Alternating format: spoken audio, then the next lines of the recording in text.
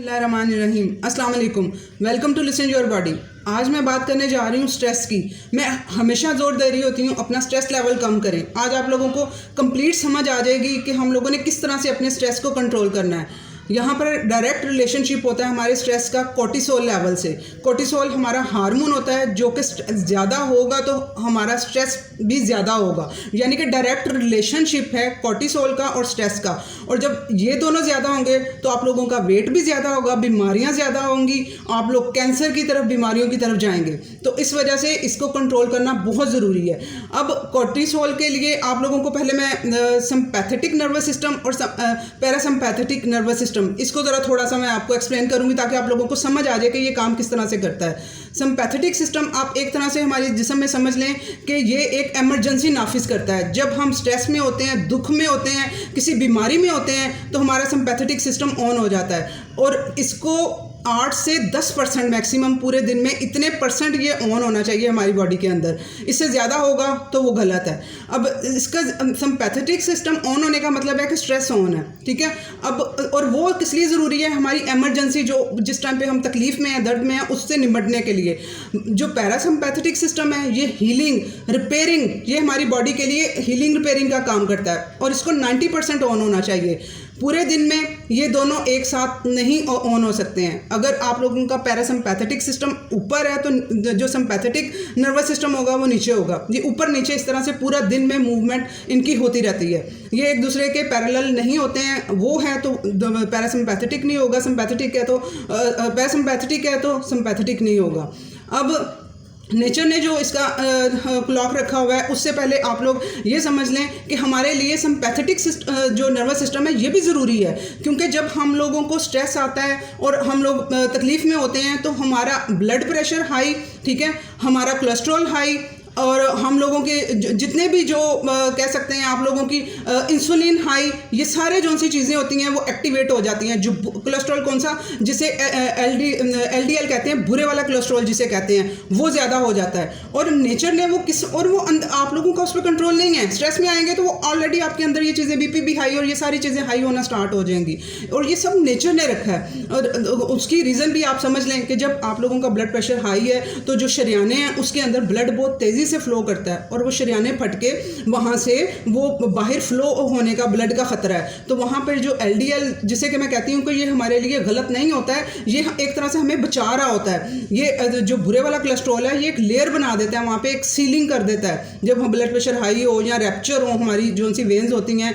वहाँ पर जो शरियाने हैं थोड़ी रैप्चर हो तो वहाँ पर जाके ये सीलिंग कर देता है। तो इसलिए ये भी ज़्यादा हो जाता है, क्योंकि अगर वहाँ पर इसकी ज़रूरत हो तो वो वहाँ पर जाके ये सीलिंग कर दे। तो ये इस तरह से अब आप लोगों ने ख्याल रखना है कि जब हमारा स्ट्रेस ज़्यादा होना तो ये सारी चीज़ें ऑलरेडी अंदर हमारे कंट्रोल, उस पर हमारा कंट्रोल नहीं होगा, ये खुद ब खुद सारी चीज़ें ज़्यादा हो जाएंगी, ठीक है।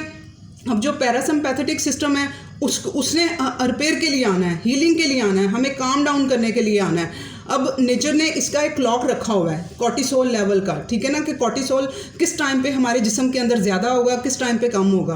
अब ये आप लोगों को समझ आ गया तो समझो आप लोगों ने अपना कंट्रोल करने में आसानी हो जाएगी। अब सुबह 7 बजे से लेके 12-1 बजे तक हमारा कोर्टिसोल लेवल हाई होता है, ठीक है। ये इसमें हमारा कोई खुद कमाल नहीं है, ये नेचर की तरफ से ही ये बनाया गया। कोर्टिसोल लेवल उस टाइम पे हाई होता है और हम लोगों को इसकी ज़रूरत भी है। अगर ये कम हो जाएगा, कोर्टिसोल लेवल 10% से भी कम हो जाएगा तो हमारा ब्लड प्रेशर लो हो जाएगा और इसलिए ये भी होना हमारे लिए ज़रूरी है।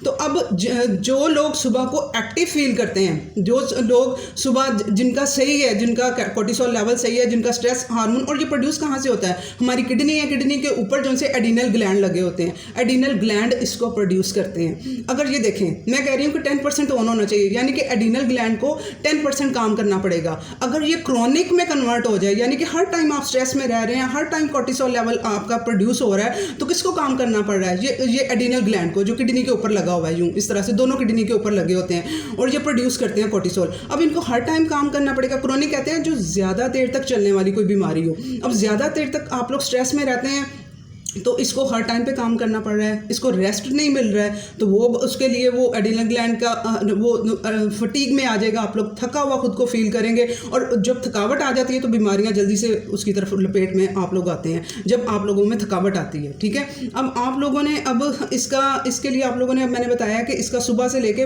12-1 बजे तक ये हाई होता है, उसके बाद स्लो होता रात के टाइम जो सा इसका 10-11 बजे के बाद से लेके रात 2 बजे तक जो सा है ये बहुत लो होता है। ठीक है, और इसकी किस तरह से पता चलेगा कि किसके कॉर्टिसोल लेवल डिस्टर्ब हैं। अगर कोई किसी को रात 10 बजे से लेकर 11 बजे तक, 10 बजे नींद आना स्टार्ट हो जाती है और वो लोग डीप स्लीप में चले जाते हैं सुबह 4 बजे तक, 5 बजे तक, तो उनका कॉर्टिसोल लेवल ठीक है। लेकिन जो लोग रात होते ही 10-11 बजे के बाद खुद को एक्टिव फील कर रहे होते हैं, उन्हें नींद नहीं आ रही होती और वो अपने अंदर एनर्जी लेवल फील कर रहे हैं और उनका दिल चाह रहा है कि वो जागें और एक्टिविटीज़ करें, और हमारे पाकिस्तान में 50-60% जो उनसे लोग हैं वो रात को जागते हैं और एक्टिव रहते हैं, सुबह 4 बजे के जाके करीब उनको नींद आना स्टार्ट हो जाती है। और यही वजह है कि उनका जो कॉर्टिसोल लेवल है, जो उनका हार्मोन है, वो डिस्टर्ब हो चुका हुआ है। वो फिर अब उनका जो है वो रात को कौन जगा रहा है, उसका जो कॉर्टिसोल हार्मोन डिस्टर्ब हुआ हुआ है वो उसमें एक्टिविटी लेके आ रहा है, और वो उस टाइम पे उनको रेस्ट में होना चाहिए और वो उस टाइम पे एक्टिव होते हैं, और वो उसकी रीज़न उनका हार्मोन डिस्टर्ब है। और वो डिस्टर्बेंस की वजह क्या है, उन लोगों ने खुद की अपनी आदत खराब करके, अपनी डाइट खराब करके, अपनी नींद को डिस्टर्ब करके ये सारा सिस्टम किया हुआ है। तो इस वजह से अब उन लोगों में सुबह ऑफिस जाना है, स्कूल जाना है, उस टाइम पे वो एनर्जी लेस खुद को फील कर रहे हैं। इस वजह से मैं एक्सरसाइज का भी क्यों कह रही होती हूँ कि आप लोग सुबह मॉर्निंग में फर्स्ट टाइम में आप लोग नाश्ते से पहले अपनी एक्सरसाइज किया करें। उसकी रीज़न उस टाइम हमारा कॉर्टिसोल लेवल हाई होता है और आप लोग खुद को एक्टिव भी फील करते हैं और अच्छे से आप लोगों की एक्सरसाइज भी हो पाएगी। अब आप लोगों ने, अब जिनके डिस्टर्ब हो चुके हुए हैं, और अब इसका रिलेशनशिप मैंने बता दिया, मोटापे के साथ है, PCOS के साथ है, सारी जितनी भी बीमारियां हैं, ब्लड प्रेशर है, सब के पीछे ये इसका रिलेशनशिप है कॉर्टिसोल लेवल का। अब आप फर्ज करें, अब आप लोगों का ख़राब हो चुका हुआ है ये कॉर्टिसोल लेवल, आप लोग आज अंदाज़ा भी लगा लेंगे कि हमने किस टाइम पर हम लोग ऑन ऑफ होते हैं, हम एक्टिव होते हैं हम लोग। तो अब जिनका ख़राब हो चुका हुआ है उन्होंने अब सही इसको किस तरह से करना है। एक तो ये है कि अपनी एनर्जी लेवल को गलत जगह पे मत यूज़ करें। इसको अब ठीक करने के लिए आप लोगों ने जो करना क्या है, आप लोगों के घर में रिलेशन, अपनी नंदों के साथ, सास के साथ, हस्बैंड के साथ, किसी के साथ भी ये लड़ाई झगड़े वाले जो रिलेशनशिप या इस तरह की फीलिंग्स हैं आप लोगों के दिल में आ रही होती हैं, अपना एनर्जी लेवल उस तरफ मत वेस्ट करें। यहाँ तो उनके लिए साथ थोड़ी देर के लिए कतई ताल्लुक़ हो जाए, थोड़ा टाइम स्पेस दें। ठीक है, अगर वो नहीं दे सकते, आप लोग इकट्ठा एक जॉइंट फैमिली में रह रहे हैं, तो आप लोग फिर उनको बर्दाश्त करें। आप लोग ये सोचें कि इससे मेरा जो कॉर्टिसोल लेवल, मेरा हार्मोन डिस्टर्ब होगा, मैं स्ट्रेस में नहीं जाना चाहूँगी या जाना चाहूँगा। तो इस वजह से आप लोगों ने अपने एनर्जी लेवल को उस तरफ नहीं लेके जाना। नंबर 2, आजकल के दौर में जो चल रहा है, अपनी जॉब को लेके लोग डिस्टर्ब हो रहे होते हैं। जॉब को लेके आप लोगों ने फौरी तौर पे, अगर आप लोग मेंटली सेटिस्फाई नहीं है अपनी जॉब से, फौरी तौर पे अपनी जॉब चेंज करें। ठीक है, जॉब का चेंज होना ज़रूरी है अगर आप लोग सेटिस्फाई नहीं है। अगर जॉब नहीं कहीं मिल रही है या नहीं चेंज कर सकते हैं तो फिर उसमें ही सेटिस्फाई हों। आप लोग ये सोचें कि हम लोगों को अगर यहाँ पर टाइम देना पड़ रहा है, इतना टाइम लग रहा है, 8 से की बजाय हम 9 घंटे यहाँ पर स्पेंड कर रहे हैं, ज़्यादा काम कर रहे हैं, तो आप लोग सोचो कि अगली जॉब पर जाएंगे, वहाँ पर भी हमें यही टाइम देना पड़ेगा। तो अपने अंदर एक सेटिस्फेक्शन लेके आएँ। जब आप सेटिस्फेक्शन लेके आएंगे ना, आप लोग अपना एनर्जेटिक वे में काम कर सकेंगे और आपका हार्मोन भी डिस्टर्ब नहीं होंगे जो वजह बन रहे हैं बीमारियों की। ये चीज़, खुद को स्टडी किसी में बिजी रखें, कोई बुक जो जिसमें भी आपका इंटरेस्ट है वो अब थोड़ा बहुत अपना टाइम, आधा घंटा 1 घंटा अपनी स्टडी को उससे रिलेटेड वो दें। अगर आपके घर में पौधे वगैरह आप लगा सकते हैं तो वो उसको टाइम दें। ये तो बात हो गई 3। जो अब सबसे इम्पोर्टेंट जो चीज़ है, आप लोगों ने इसके इनवर्सल रिलेशनशिप होता है, यानी कि अगर हमारा जो कॉर्टिसोल लेवल है, कॉर्टिसोल हार्मोन है, दूसरी तरफ होता है ग्रोथ हार्मोन। ठीक है, इसका इनवर्स रिलेशनशिप है, एक ज़्यादा है तो दूसरा कम है। अब हम लोगों ने क्या करना है, हमारा कॉर्टिसोल लेवल हाई है, हम लोगों ने कॉर्टिसोल लेवल को कम करने के लिए क्या करना है, अपना ग्रोथ हार्मोन ये यहीं पे है। ठीक है, इसको आप जो 3 चीज़ें मैंने बताई हैं उसकी थ्रू आप लोग इसको सीधा कर सकते हैं, अपनी स्लीप को भी सीधा करके। अब आप लोगों ने अपने ग्रोथ हार्मोन को ऊपर ले आना। ठीक है, जब ग्रोथ हार्मोन ऊपर आएगा तो ये खुद ब खुद ही सेट होना शुरू हो जाएगा। अपने ग्रोथ हार्मोन को आप लोगों ने किस तरह से कंट्रोल करना है, उसकी टाइमिंग क्या होती है। ग्रोथ हार्मोन जब आप लोग डीप स्लीप में जाते हैं तब वो पीक पे होता है। इसके लिए अब डीप स्लीप ज़रूरी है। और डीप स्लीप किस टाइम पे, ग्रोथ हार्मोन की डीप स्लीप के कौन से वाली, क्या दिन के टाइम डीप स्लीप में सोए? नहीं, आप लोग अपना ये डीप स्लीप रात को 10 बजे से लेकर सुबह 4 बजे तक, ये डीप स्लीप का टाइम है। इसमें ग्रोथ हार्मोन बिल्कुल पीक पे होता है और कॉर्टिसोल हार्मोन नीचे होता है बिल्कुल इसका लेवल।